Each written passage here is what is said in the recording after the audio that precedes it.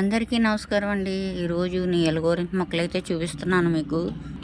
ఈ నీలగోరింత అన్నది పూల మొక్క నిండా పువ్వులు ఉంటాయండి. కొమ్మ కొమ్మకి పూలు పూస్తాయి.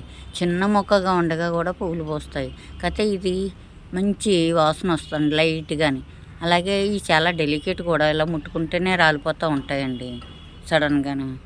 అంటే మనకి కుండీలోని పూల మొక్క, ఆ మొక్క నిండా పువ్వులు ఉండాలి అంటే ఇలాంటి మొక్కలు పెంచుకోవడం చాలా బెటర్ అండి.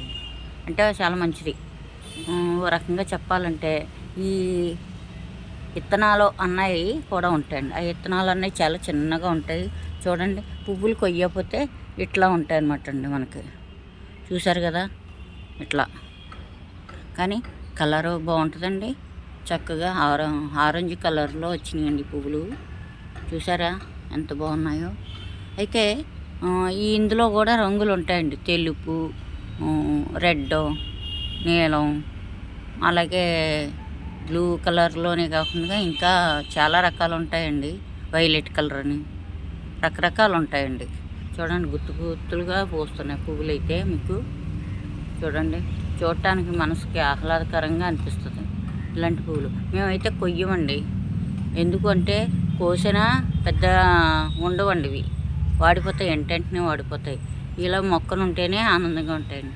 పెళ్ళిళ్ళకి అది డెకరేషన్ కూడా ఇలాంటివి చేసుకుంటే చాలా చాలా బాగుంటాయండి. కానీ చాలా సున్నితం అని చెప్తున్నాను కదండి మీకు. ట్రాన్స్పోర్ట్లో కూడా ఇలా పంపించేటప్పుడు, ట్రాన్స్పోర్ట్ చేసేటప్పుడు కూడా చాలా కష్టం అవుతుందండి. ఈ ఒక్క దిక్కున వేసామంటే ఇంకా అలా ఉండిచ్చేసి ఇలా అయితే చాలా బాగుంటుందండి. చూసారా అండి, విత్తనాలు ఎప్పటికప్పుడే సేకరిస్తూ ఉంటామండి. జాగ్రత్త పెట్టి మళ్ళీ వర్షాలు వచ్చినప్పుడు వేస్తుంటాం. వర్షాకాలం అనే కాదు, నిత్యం పువ్వులు పోస్తాయండి. మీరు కొన్ని మొక్కలు పెంచుకుంటే చాలు. సరేనండి, ఈ వీడియో మీకు నచ్చిందని అనుకుంటాను. మరో వీడియోతో మళ్ళీ కలుస్తాను. షేర్ చేయండి, లైక్ కొట్టండి, సబ్స్క్రైబ్. మరో మంచి వీడియోతో మీ ముందు ఉంటానండి. గంట సింబల్ కొట్టడం మర్చిపోకండి.